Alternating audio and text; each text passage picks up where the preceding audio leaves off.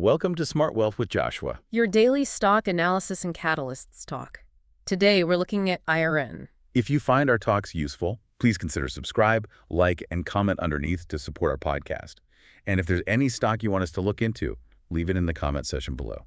So let's get into the analysis. We've been looking at their earnings, their regulatory filings, and, their big strategic plans for the future. Right. And the real question here is how this traditionally stable income-focused company is trying to position itself for what's coming next, especially in renewables. It's an interesting one because at first glance, IREN just looks like a classic defensive utility. It does. Q4 revenue up 5.2% year over year. Yeah. It's solid. Yeah. But what's really holding that up? I mean, what prevents someone new from coming in and challenging them? That really comes down to their competitive moat, which is exceptionally strong. It's strong in two ways. First, they're vertically integrated, so they control generation, distribution, all of it.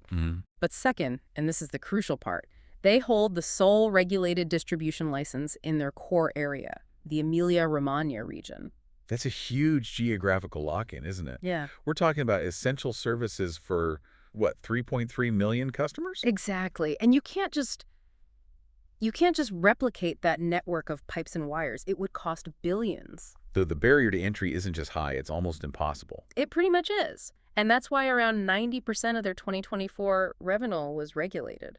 Which means they're insulated from all the national price wars and the market getting crazy. Right. Their core business isn't about selling power cheaper than the next guy. It's about running essential infrastructure and running it well. But doesn't that create a political risk? I mean, if you have a near monopoly, are you vulnerable when inflation spikes and people call for price caps? That's a great question. And that's where the regulator comes in, ARA. Italy's independent authority. Yes. And their whole job is to provide utilities with predictable cost-plus returns. So they figure out the costs, add a return on capital, and set the rates. It takes most of the direct political heat off the company. That makes a huge difference. It's less of an energy play and more of a regulated infrastructure holding. Exactly. And you see that stability reflected right in their financial health. The company is generating really robust free cash flow. They pulled in $412 million in 2024. And that's key for the income story. Absolutely. On top of that, their net debt to EBITDA ratio improved a lot, down to 2.9x. Wow, from 3.3x the year before, that's a big drop. It is. It puts them well below the industry average for leverage. So you've got improving debt metrics while they're still pushing for aggressive growth. That's the ideal combination. You want to see. So let's focus on that $412 million in free cash flow. It fully covers the dividend, which is 4.1%. It does, yeah. So is that a better quality yield than what you'd get from other regional utilities? I'd say it is because of the certainty. Yeah. That cash flow is so predictable, tied to regulated returns and long-term contracts. Right. And when management comes out and says they're prioritizing dividend growth over stock buybacks, that's a huge signal of confidence. So, okay, that's the foundation, the stability. But what's going to shift this thing out of the defensive bucket and into a real growth story? Right. Where's the margin expansion coming from? Exactly. Well, you have to look at their transition into higher margin businesses. This is where IREN really starts to look like an ESG-aligned growth play. We can see that in the numbers already. Oh, yeah. In Q4, you saw renewable energy revenue jump 11.3% year over year. 11.3. That's huge. And then waste-to-energy operations, they grew 9.1%. These are not your typical utility growth numbers. And that's flowing straight to profitability. The EBITDA margin expanded to 38.2% from about 35.6%. What's driving that? It's mostly efficiency and control. Their waste-to-energy plants are running at a remarkable 94.5% average utilization rate. So they're running almost full out all the time. Constantly. And on top of that, they've been smart about locking in long-term contracts for fuel, so they're less exposed to volatile prices, which has been the Achilles heel for so many of their competitors. That is a recipe for stable margins. Okay, looking forward, they just signed that big euro 120 million take contract for biomass expansion, adding 49 megawatts. Right, in Reggio Emilia.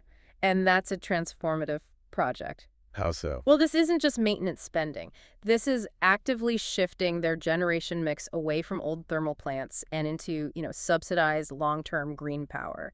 These projects just have superior returns. And then there's the really futuristic stuff, like that green hydrogen pilot in Genoa. That's right. That's less about cash flow today and more about future-proofing the entire company. It's a landmark project for Italy, right? Yeah. The first time they're injecting green hydrogen into a municipal gas grid. It is, and it's a huge signal to the market and to the EU that IREN is serious about next-gen decarbonization, which of course qualifies them for a lot of funding. Which brings us perfectly to the catalysts. What's on the calendar in the next few months that investors should be watching? The next 60 days are absolutely packed. First up, Q1 2025 earnings in mid-May. Okay. The consensus EBITDA estimate is around $285 million, which would be over 10% year-over-year growth. If they hit that, it's immediate proof that the green growth story is happening right now. And then right after that, we get the big strategy event. Correct. The Investor Day, late in May, this is where we get the roadmap. Everyone will be focused on the updated IREN 2027 capital plan. And they have that really aggressive target, don't they? They do. They're aiming for 30% of their total EBITDA to come from renewables by 2027. If they confirm the spending plan to actually hit that 30% goal, that could be the single biggest driver for the stock. And what about that EU Green Deal funding we mentioned? When do we hear about that? The key window is June. We're expecting confirmation on a grant, maybe between 80 and 120 million euros, specifically for that Genoa hydrogen pilot. And if they get it? It's basically a capital injection. It dramatically improves the economics of that whole project. And then in mid-June, we get the IRA tariff decision, which adds more certainty. Yes. And given inflation, the market is expecting a positive adjustment, maybe around 3.8%. Since 90% of their revenue is tied to this, it just reinforces that steady, inflation-hedged cash flow. It really seems like the big institutional investors are not waiting around for these things to happen. They're already getting in. That's the signal you can't ignore. BlackRock's Italian equity fund just upped its stake significantly from 4.2% to 5.8%. Wow. And you had Fidelity add over 2 million shares. When the giants start accumulating like that, it shows real confidence. And the technicals seem to be backing that up too. The stock had that golden cross back in January. It did, yeah. The 50-day moving average crossed above the 200-day, which confirms that bullish structure. Right. And you pair that with insider confidence. I mean, the CEO himself bought 10,000 shares back in March. That's the highest form of conviction you can get. It really is. Okay, this all sounds incredibly positive. We have to look at the other side. What's the bear case? What are the risks here? Of course.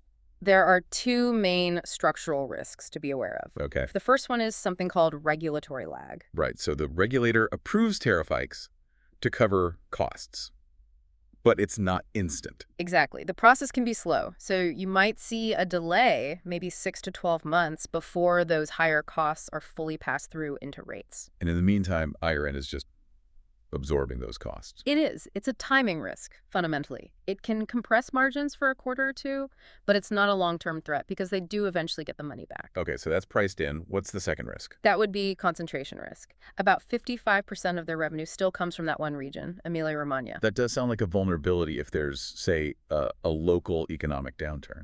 It is a concern, but they are actively working on it. I mean, their growth strategy in waste and renewables is diversifying that base pretty quickly. Revenue from outside that main region grew 14% last year. So the dependence is slowly shrinking. It is, yeah. Okay, so to sort of summarize the conclusion here, we're looking at a high-conviction, low-volatility buy, anchored by that regulated stability and a nice 4.1% dividend.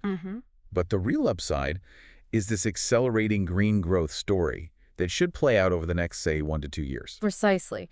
It's a value stock, but it has these very clear growth catalysts. And it's trading at a discount to its peers, even though it has a superior growth trajectory. So the big question for you to think about is, you know, if they pull this off, if they get that EU funding for the hydrogen project, and they actually hit that 30% renewable EBITDA target. Which is ambitious. Very. Oh. Does the market eventually stop seeing them as just a boring old utility? Do they start seeing them as a genuine green technology enabler? And re-rate them accordingly. Exactly. That's the big question to mull over. We appreciate you tuning in for this analysis. If you liked what you heard, please remember to subscribe to Smart Wealth with Joshua and join us tomorrow for another analysis into the markets.